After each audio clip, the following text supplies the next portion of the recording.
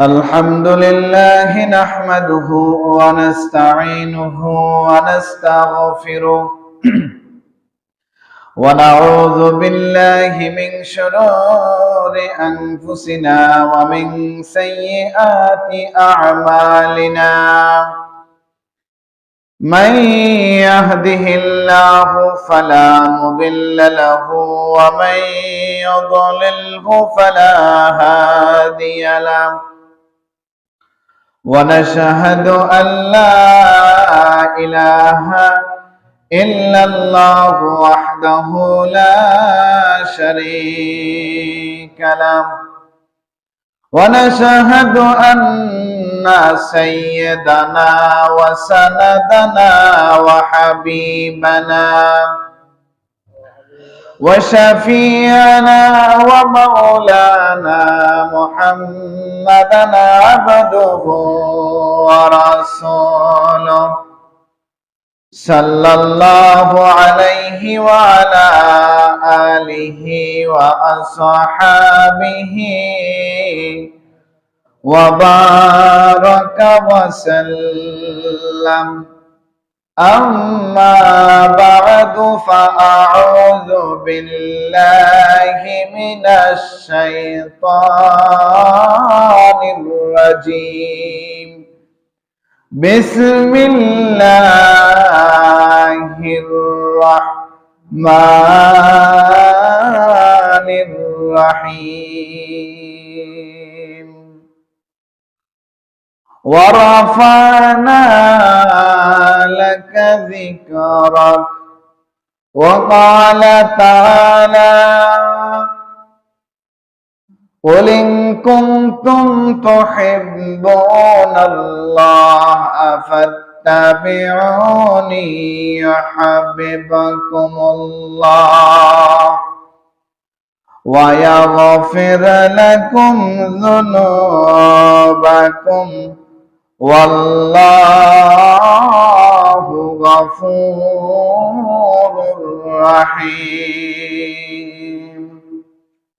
وقال تعالى مخبرا وآمرا إن الله وملائكته يصلون على النبي يا أيها الذين آمنوا صلوا عليه وسلموا تسليما اللهم صل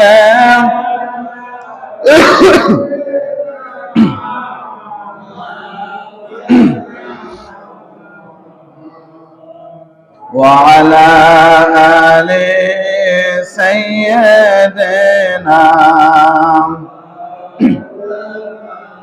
محمد اللهم صل على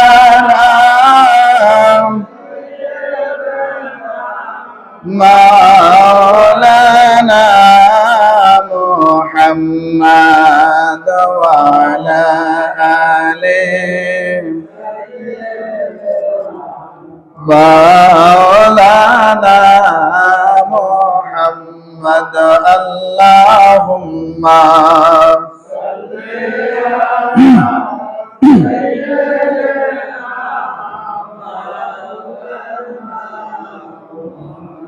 وعلى آل سيدنا